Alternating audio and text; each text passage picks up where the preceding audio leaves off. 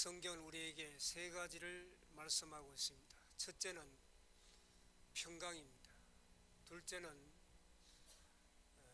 하나님의 말씀입니다. 셋째는 예수님의 이름입니다. 이 세 가지를 우리가 가지고 있으면 그리스도인답게 승리의 삶을 살아갈 수 있습니다. 먼저 본문 15절을 보시기 바랍니다. 그리스도의 평강이 너희 마음을 주장하게 하라. 너희는 평강을 위하여 한 몸으로 부르심을 받았나니 너희는 또한 감사하는 자가 되라. 여기 말씀 보면 그리스도의 평강이 너희 마음을 주장하게 하라. 너희 마음속에 평강이 있으라는 정도가 아니라 이 평강이 너희 마음을 주장하게 하라. 평강이 너희 마음을 다스리게 하라 하는 그런 말씀입니다. 우리 마음속에 평안이 있어야 됩니다. 이 평안은 히브리어로 샬롬이라고 하는데 이 단어는 동사형 실람에서부터 왔습니다. 그 뜻은 물건을 사고 값을 지불한다 하는 그런 뜻을 가지고 있습니다. 여러분이 어디에 가서 물건을 보고 그냥 그것을 가지고 오면 마음이 불안하고 그리고 마음에 평안이 없습니다. 값을 정당하게 지불해야 비로소 평강이 오게 됩니다. 그렇다면 이 평강은 하나님과 우리 사이에 막힌 것이 없어야 되고 부채가 없어야 진정한 평안이 있게 됩니다. 샬롬은 하나님 앞에 내가 섰을 때 빚이 없어야 평강이 주어지게 되는 것입니다. 우리는 하나님 앞에 죄의 부채가 너무나 많이 있습니다. 그런데 성경은 예수님께서 이 죄의 문제를 해결해 주시기 위하여 주님이 우리의 죄를 다 한 몸에 짊어지시고 십자가에 달려 죽음으로 그 죄값을 다 지불해 주신 것입니다. 주님은 우리가 가졌던 수많은 죄의 부채를 십자가 위에서 다 해결해 주시고 탕감해 주셨습니다. 하나님과 우리 사이를 참된 평강으로 회복해 주신 분은 바로 우리 주 예수 그리스도이십니다. 성경은 하나님을 늘 평안을 주시고 싶어하는 이런 분으로 우리에게 소개하고 있습니다. 예레미야 29장 11절 말씀 보면 너희를 향한 나의 생각을 내가 아나니 평안이요 재앙이 아니니라. 너희에게 미래와 희망을 주는 것이니라. 하나님은 우리에게 평안을 주고 싶어하는 분이십니다. 그런데 사실은 하나님과 우리와의 관계에서 평안이 왔다고 할지라도 이 세상 살아가면서 여러 가지 어려운 환난과 고난, 풍파, 문제 앞에서 이 평안을 잃어버리고 마는 그런 경우가 있습니다. 성경에 보면 이럴 때 어떻게 주님이 우리를 평안으로 회복시켜 주시는가 하는 것을 소개하고 있습니다. 마태복음 8장 24절에 바다에 큰 노을이 일어나 배가 물결에 덮이게 되었으되 예수께서는 주무시는지라. 바다에 갑자기 큰 물결이 일어나서 물이 배에 막 들어오고 배가 침몰할 지경에 놓이게 되었습니다. 그러니 제자들은 평안을 잃어버리고 만 것입니다. 깜짝 놀라 주무시고 계시는 주님을 깨웠습니다. 계속해서 26절 말씀 보면 예수께서 이르시되 어찌하여 무서워하느냐 믿음이 적은 자들아. 믿음이 적은 자들아 하시고 곧 일어나서 바람과 바다를 꾸짖으시니 아주 잔잔하게 되거늘. 여기에 말씀 보면 예수님은 어찌하여 무서워하느냐, 왜 너희에게 평안이 없느냐 그렇게 물으십니다. 그리고 일어나서 바람과 바다를 꾸짖으시니 곧 잔잔케 되었더라 이렇게 말씀하고 있습니다. 여러분, 예수님이 누구이십니까? 우리에게 일어나는 모든 풍랑을 잔잔케 해주시는 분이십니다. 예수님이 제자들에게 왜 두려워하느냐, 왜 믿음이 없느냐 그렇게 말씀하신 이유가 있습니다. 그것은 예수님을 모시고 있으면서도 예수님을 믿지 못하고 진정 예수님이 누구신지 깨닫지 못했기 때문입니다. 예수님이 지금 내 안에 계시는데 그분이 어떤 분인지 깨닫지 못하고 믿음이 없기 때문에 우리는 평안을 잃어버리는 경우가 많습니다. 이때 제자들은 고백합니다. 27절에 보면 그 사람들이 놀랍게 여겨 이르되 이가 어떠한 사람이기에 바람과 바다도 순종하는가 하더라. 우리가 믿는 예수님은 우리 인생에 찾아오는 모든 파도와 문제와 고통을 다 해결해 주시고 잔잔케 해주시는 분이십니다. 그래서 예수님은 이렇게 말씀하십니다. 요한복음 14장 27절에 보면 평안을 너희에게 끼치노니 곧 나의 평안을 너희에게 주노라. 내가 너희에게 주는 것은 세상이 주는 것 같지 아니하니라. 너희는 마음에 근심하지도 말고 두려워하지도 말라. 예수님은 우리에게 진정한 평안을 주시는 분이십니다. 왜냐하면 모든 것을 다스리실 수 있는 권세를 가지고 계시기 때문입니다. 하나님은 우리에게 없어지는 평안이 아니라 어떤 상황 가운데서도 잃어버리지 않는, 빼앗기지 않는 그런 평강, 이 평강을 예수님께서 우리에게 허락하여 주십니다. 이 말씀은 예수님이 십자가를 지시기 전에 요한복음 14장 1절에 너희는 마음에 근심하지 말라. 하나님을 믿으니 또 나를 믿어라. 나는 너희에게 평안을 주노라고 말씀하셨습니다.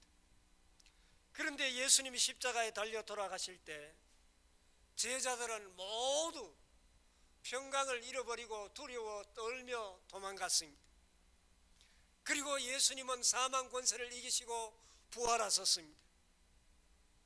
흩어진 제자들이 함께 모여 두려워서 문을 안으로 걸어 잠그고 그리고 두려움에 떨고 있었습니다. 바로 그때 부활하신 예수님께서 그들 가운데 나타나셨습니다.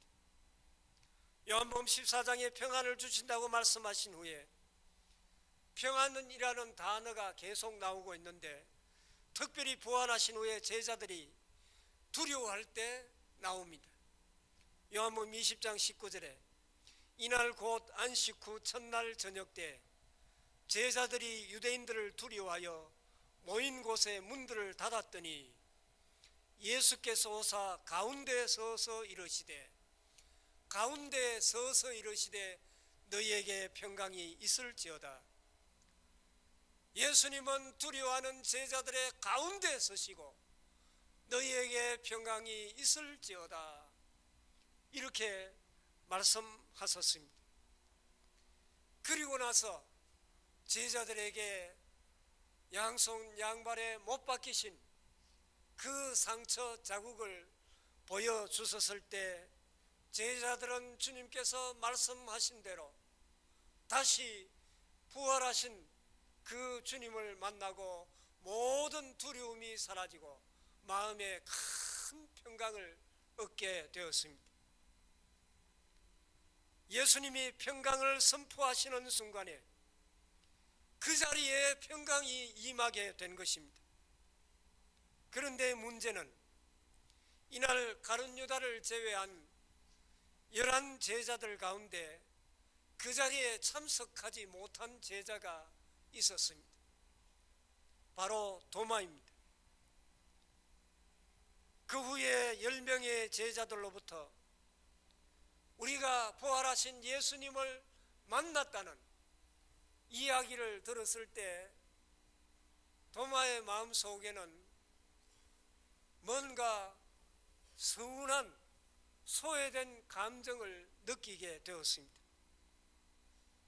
내가 다른 제자들과 함께 그 자리에 있었더라면 부활하신 예수님을 나도 만날 수 있었을 텐데 하는 그런 마음이 있었습니다. 그래서 25절에 보면 다른 제자들이 그에게 이르되 우리가 주를 보았다 하니 도마가 이르되 내가 그의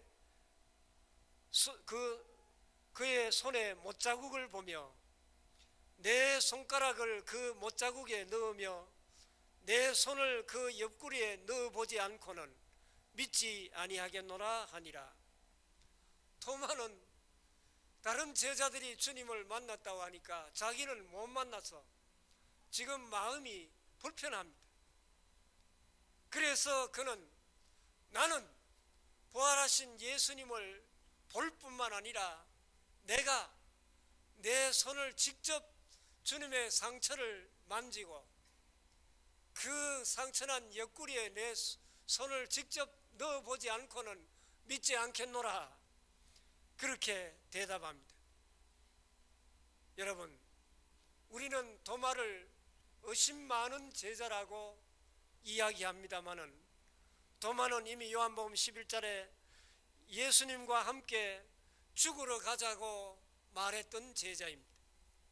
그리고 교회사에 의하면 도마는 부활하신 예수님을 증거하기 위하여 전 세계를 다니면서 예수님을 전하다가 순교한 그런 훌륭한 제자입니다.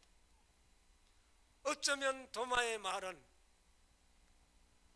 부활하신 주님을 자기도 보고 싶다는 고백일 것입니다. 이렇게 도마가 나는 예수님을 만나볼 뿐만 아니라 직접 그 상처를 만져보지 않고는 믿지 않겠다고 이야기를 한 지 8일 후에 예수님은 다른 제자와 도마도 함께 있는 그 자리에 친히 찾아오셨습니다. 그리고 예수님은 도마의 이야기를 마치 다 들었었던 것처럼 도마야, 내 못작인 이 상처를 만져보아라. 그리고 옆구리를 보여주시면서 내 찔린 이 상처난 그 옆구리를 네가 보고 만져보아라, 그렇게 말씀하시면서 너는 나를 본 거로 믿느냐, 보지 못하고 믿는 자가 더 복되도다, 그렇게 말씀했을 때 도마는 그 자리에 거꾸러지면서 주는 나의 주 나의 하나님이십니다 라고 고백을 했습니다. 앞서 마태복음 8장에서는 제자들이 예수님을 흔들어 깨웠습니다. 이분이 누구인지 잘 모르는 상태에서 주무시고 계시는 주님을 흔들어 깨우자 주님께서 문제를 해결해 주시고 그들의 마음에 평안이 찾아왔습니다. 그리고 빌립보서 4장에 보면 아무것도 염려하지 말고 모든 일에 기도와 간구로 너희 구할 것을 감사함으로 하나님께 아뢰라.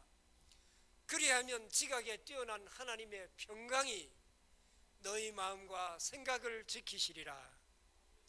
제자들은 주님을 흔들어 깨워 평강을 얻었습니다. 그리고 빌립보서는 기도할 때 주님께서 참된 평강을 허락하여 주신다고 말씀하고 있습니다. 그런데 도마는 아무것도 한 것이 없습니다. 기도하지도 않았습니다. 주무시고 계시는 주님을 깨운 적도 없습니다. 그저 주님이 부활하셨을까 의심했을 뿐입니다. 그런데 그 소외된 도마에게 주님께서 친히 찾아오셨습니다. 예수님의 신방입니다. 예수님은 우리가 염려하고 고민하고 괴로워할 때 우리의 심령에, 우리의 가정에 직접 찾아오십니다. 주님이 내 인생에 찾아오시면 모든 두려움과 근심, 걱정은 사라지고 내 마음에 참된 평안을 얻게 됩니다. 하나님은 하나님의 자녀들이 기도도 할 수 없을 때, 남들은 잘 믿는 것 같은데 나는 소외된 자처럼 두려워하고 있는 그 현장에 주님은 나에게 찾아오십니다. 주님은 평강의 왕이시고 모든 사람에게 평강을 주고 싶어 하시기 때문에 자녀들이 울고 있을 때, 고통 가운데 있을 때 네가 내게 못 오면 내가 네게 찾아가마, 우리에게 찾아오셔서 문제를 해결해 주시고 참된 평강을 허락하여 주십니다. 주님이 내 인생에 오시면 평안이 임하게 됩니다. 예수님의 신방이 있는 곳에 평강이 임합니다.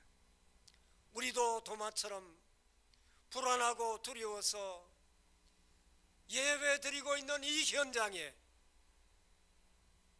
주님이 찾아오십니다. 예수님의 신방이란 주님이 지금 나와 함께 계신 것을 깨닫는 순간입니다. 마치 그분이 안 계시는 것처럼 살고 있었는데 어느 날 갑자기 예배하는 그 중에 주님이 나에게 찾아오셔서 주님이 나와 함께 계신다는 것을 깨닫게 하십니다. 이것이 주님의 신방입니다. 예수님은 지금도 도마처럼 소외되어 있는 우리에게 직접 찾아오십니다. 주님이 여러분의 집에 신방하시는 은혜가 있기를 바랍니다. 그분이 내 인생에 오시면 어떤 일이 일어납니까? 도마 안에 있던 모든 두려움, 염려, 근심이 떠나고 그에게 참된 평안이 찾아온 것처럼 우리의 모든 염려와 근심과 걱정과 두려움과 문제가 사라지고 참된 평강을 주님이 우리에게 허락하십니다. 이런 은혜가 우리 모두에게 있기를 바랍니다. 그 다음에 16절을 보시기 바랍니다. 그리스도의 말씀이 너희 속에 풍성히 거하여, 그리스도의 말씀이 너희 속에 풍성히 거하여 모든 지혜로 피차 가르치며 권면하고 시와 찬송과 신령한 노래를 부르며 감사하는 마음으로 하나님을 찬송하고. 두 번째, 우리의 마음속에 있어야 될 것이 말씀이 풍성히 거하게 해달라는 것입니다. 우리의 마음 안에 있는 말씀이 충만히 채워져야 됩니다. 말씀이 풍성히 거한다는 것이 왜 이렇게 중요합니까? 말씀이 풍성히 거하는 사람은 문제 앞에서도 담대하고 말씀으로 해답을 찾고 말씀으로 대답할 수 있기 때문입니다. 다니엘은 바벨론 포로로 잡혀갑니다. 바벨론 포로로 많은 사람이 끌려갔는데 다니엘과 세 친구들도 함께 잡혀갔는데 이 다니엘과 세 친구들은 그 당시에 엘리트였습니다. 그래서 적국이었던 바벨론이 이 사람들을 바벨론 지도자로 키우기 위해서 훈련을 시키기 시작합니다. 그래서 그들에게 왕이 내리는 아주 기름진 좋은 음식을 먹게 합니다. 그런데 다니엘은 이 왕의 음식을 거절합니다. 다니엘서 1장 8절에 보면 다니엘은 뜻을 정하여 왕의 음식과 그가 마시는 포도주로 자기를 더럽히지 아니하리라고 자기를 더럽히지 아니하도록 환관장에게 구하니, 여기에 말씀 보면 다니엘은 뜻을 정하여 그랬습니다. 왜 뜻을 정하여 왕의 음식을 거절했는가 하면, 이 왕의 주는 음식은 음식 자체가 나쁜 것이 아니라 바벨론 우상에게 제사를 드린 다음에 주는 그 제사 음식이기 때문에 바벨론이 거절한 것입니다. 이 다니엘이 거절한 것입니다. 왜냐하면 다니엘은 뜻을 정하였기 때문이라고 합니다. 다니엘의 마음속에 하나님의 말씀이 그를 주장하고 있었기 때문입니다. 다니엘에게는 두 가지 명령이 있었습니다. 왕의 명령과 하나님의 말씀입니다. 그런데 다니엘은 하나님의 말씀을 따르기로 뜻을 정한 것입니다. 여러분, 현실적으로 어느 것이 더 쉽겠습니까?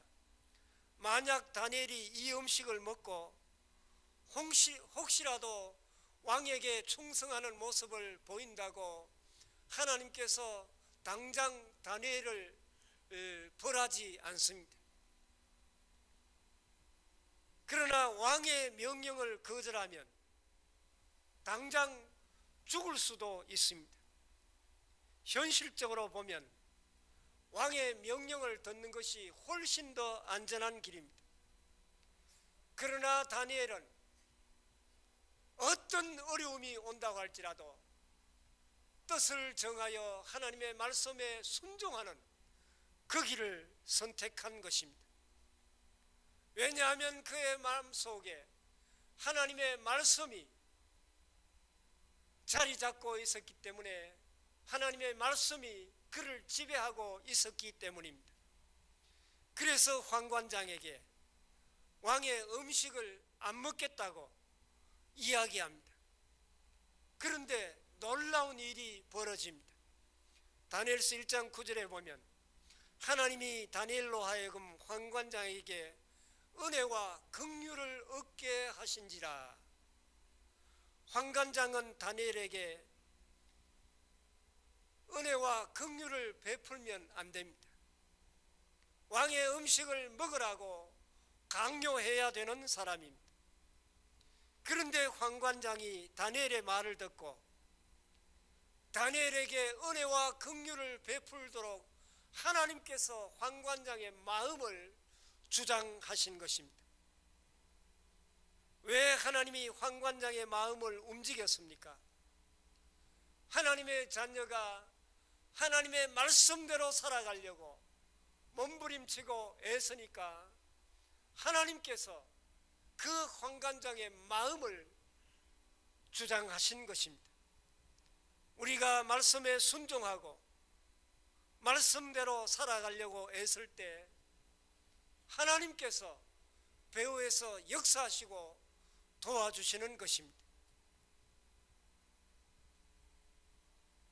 환관장은 다니엘에게 은혜를 베풀어 주고 싶은 마음이 생겼는데, 만약에 다니엘의 그 뜻대로 왕의 기름진 음식을 먹지 않고 채식만 하게 되어지면 얼굴이 까칠이하고 이렇게 큰 어려움이 생길 때 자기의 목숨이 위태합니다. 그래서 다니엘은 자기 때문에 환관장이 피해를 입을까봐 이렇게 제안을 합니다. 환관장님, 열흘 동안만 내가 내 친구들과 함께 채식만 먹을 테니 다른 모든 사람들하고 한번 비교해 보십시오. 그렇게 제안을 합니다. 성경에 보면 채식만 한 다니엘과 그의 세 친구들의 얼굴이 훨씬 더 윤택이 나고 아름다웠다고 말씀하고 있습니다. 우리가 말씀대로 살아가면 하나님께서 내 인생을 간섭하시고 하나님을 모르는 내 옆에 사람들이 하나님의 하시는 일을 보게 될 것이라는 말씀입니다.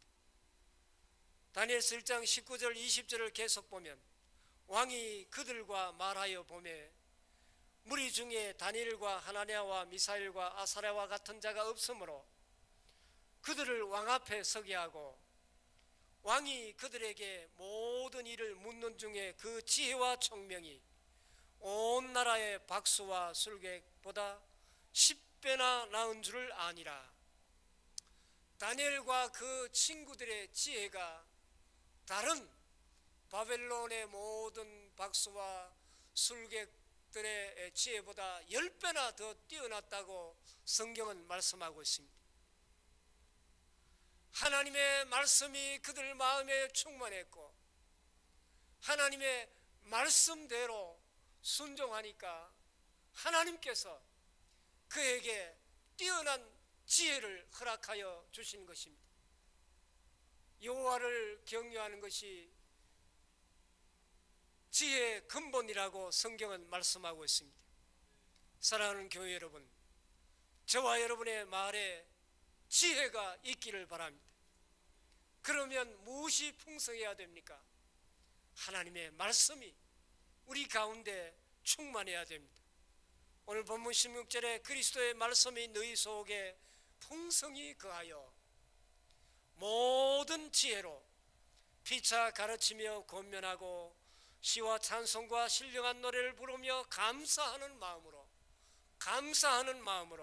하나님을 찬양하고. 말씀이 우리 안에 풍성히 거하면 하나님께서 우리에게 지혜를 풍성하게 허락하여 주십니다. 말씀이 채워지면 우리의 언어가 바뀌게 됩니다. 그리고 본문 17절을 보시기 바랍니다. 또 무엇을 하든지 말에나 일에나 다 주 예수의 이름으로 하고 그를 힘입어 하나님 아버지께 감사하라. 오늘 본문 15절 16절 17절을 보면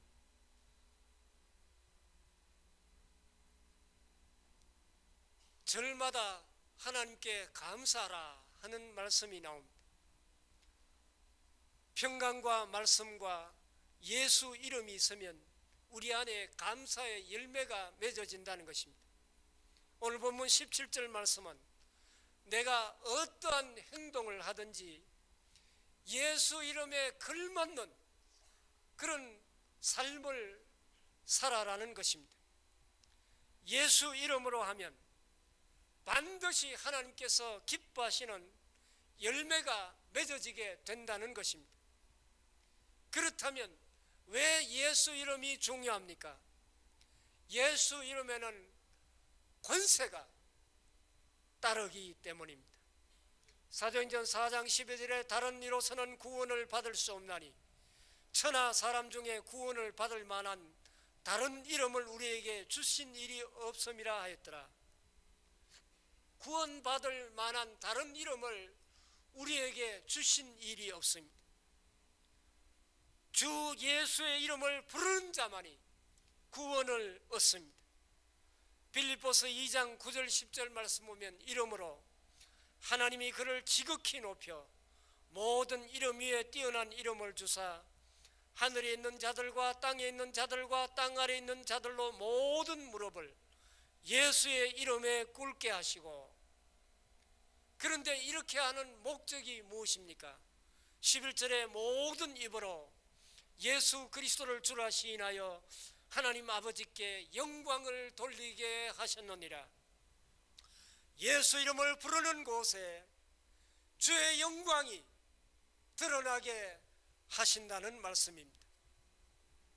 예수님은 너희가 내 이름으로 기도하면 반드시 내가 이루어 주겠다고 약속하셨습니다.